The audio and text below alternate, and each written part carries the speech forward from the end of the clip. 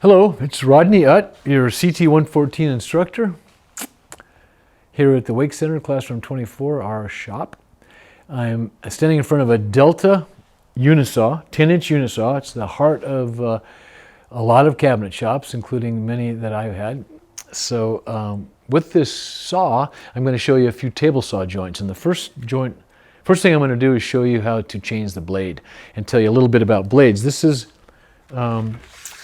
a blade I like to use personally. I keep it off the saw so other people don't use it. I use it for just whatever. So I like it for nice clean cuts because it's a nice 60 tooth. It's an ATB. And ATB means alternate top bevel. I'll explain that a little bit more. But if you can picture it without me drawing it, you have a cutting tooth with a raker top like that, and the next tooth is like that, and the next tooth's like that. So it's an alternating top bevel.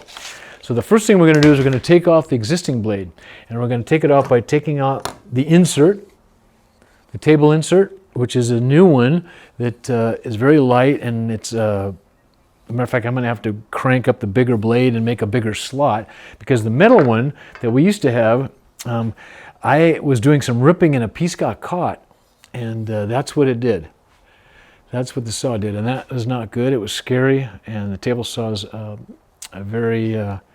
can be a very dangerous tool, so use it safely and wisely. Now,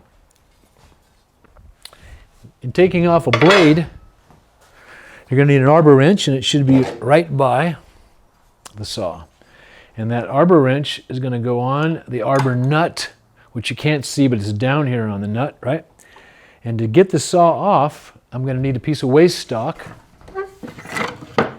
So we'll just use this feather board, the back of a feather board, and I'm going to just engage any tooth on the blade, pull the wrench towards me. It loosens it to the point where I can reach in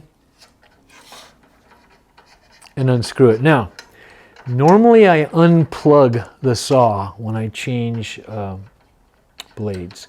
And I didn't do that today because I'm pretty familiar with the saw, but I'm going to go ahead and do it right now just to show you that when you're changing blades, the best thing to do is to unplug the saw. So I'm going to take the plug, the 220 twist lock plug, and I'm going to unplug it.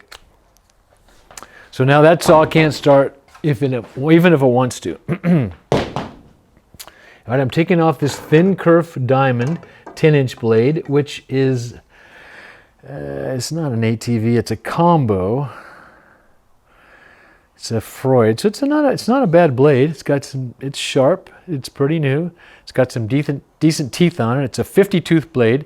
It cut a little less fine. And this is not an ATB. What is this called? I'll have to figure out for you. It might be an alternate top bevel, but it might be. No, I think it's. Well, yeah, no, it's an ATB. It's a standard ATB. So I'm going to put the blade over here. And pretty important, this blade and any blade that has carbide teeth needs to be set on something that's wood or composite, nothing metallic, no steel. Carbide's very hard, and it takes a great edge, but it's very brittle. And if you want to break a tooth, lay it on a saw table. So don't lay it on a saw table. Lay it on a wooden feather board or lay it over here on the Biesmeyer outfeed table. Okay. This guy's feather board out of the way. We don't need the feather board right now. All right. Arbor washer, Arbor Nuts, 5/8 arbor. It's universal for 10-inch saws. Here's my Tenru blade.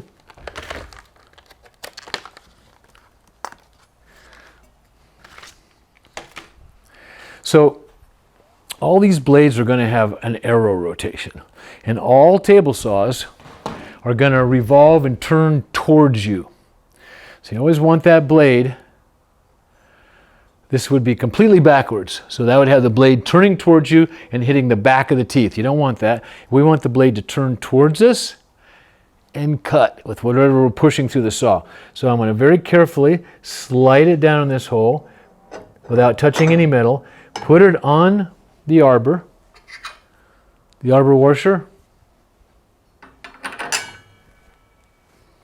the arbor nut,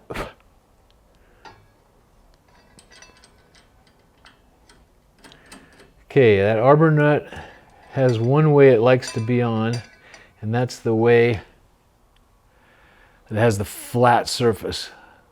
They're both kind of flat. It would work either way, but this side has a flatter surface. So I'm going to put it on and snug it up with my fingers so it's finger tight, right? Finger tight. I am not going to torque this. I'm going to take the arbor wrench. I'm going to put it on the arbor nut. I'm going to take it a little bit tight, grabbing the blade with the arbor wrench backed up right here on the steel table, and I'm going to just crank it till it stops with my hand on the blade like that. And that tightens it enough because as it spins, it remains tight. It doesn't loosen. It spins to tighten. So finger or hand tight. And that's arbor wrench, backs up against the saw, grab the blade till it stops by your hand. No mechanicals, no mechanics involved. And then put your arbor wrench away where you can find it again. There's a convenient slot on this saw and most Delta saws.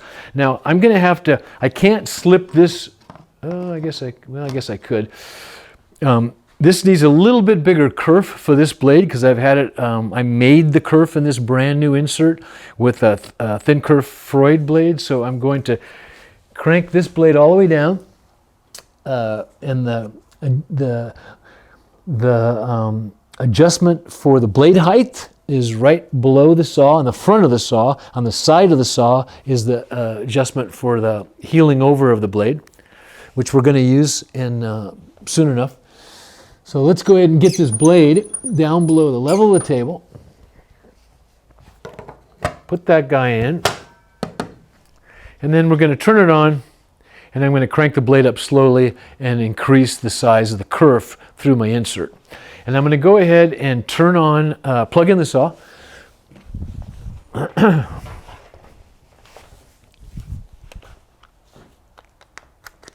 So now the saw is live. I'm going to turn on dust collection too, but not right away, because it's going to make it pretty noisy for you. So in the meantime, I'm just going to turn the saw on. And I'm going to crank it up. There we go. Okay. So now I've got a larger kerf in my saw insert, and that blade comes up just fine, nice and tight. So it's any work you're pushing through the blade is supported around the blade. Everything you push through the saw should basically be against the fence. If you're ripping, there is some cross-cutting you can do with the fence too, or cross-cutting you'll use a miter guide, and or you can use the fence depending upon the size of the material and if it's to the point where it's wieldy. Okay, so I'm going to shut this off for a minute. And I'm going to prep some material, then I'm going to show you some joints. Okay.